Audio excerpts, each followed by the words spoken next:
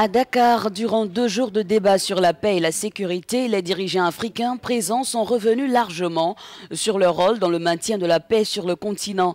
Un continent menacé par les attaques terroristes et qui devrait, selon le Premier ministre tchadien, se défaire du soutien des puissances occidentales.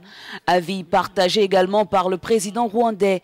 Cependant, sans en refuter cet avis, l'hôte du jour, le président Macky Sall, a suggéré aux Africains de revoir leur stratégie militaire. L'heure me semble venue de repenser sérieusement la doctrine du maintien de la paix du système des Nations Unies. On ne peut maintenir la paix là où elle n'existe pas. La sécurité de l'Afrique par les Africains, une ambition un peu démesurée, juge le ministre français des Affaires étrangères, Jean-Yves Le Drian.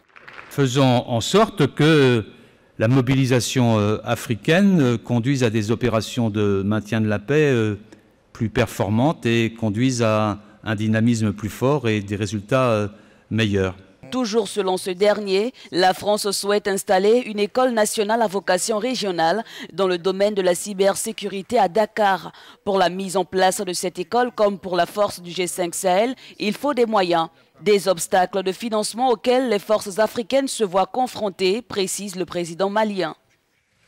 Je ferai tout ce que je pourrai, jusqu'à mon dernier souffle, pour que mon pays ait des moyens de défense à hauteur de la menace qui lui est faite. Mais pas seul. Pas seul. Cette forfanterie, je ne l'ai pas. Je suis bien conscient de la modestie de nos moyens. En effet, lancée sur le terrain, la force conjointe anti-djihadiste formée des pays du G5 Sahel attend encore le financement des donateurs internationaux. Une réunion est prévue à Bruxelles en décembre où les États-Unis ont promis de donner 60 millions de dollars.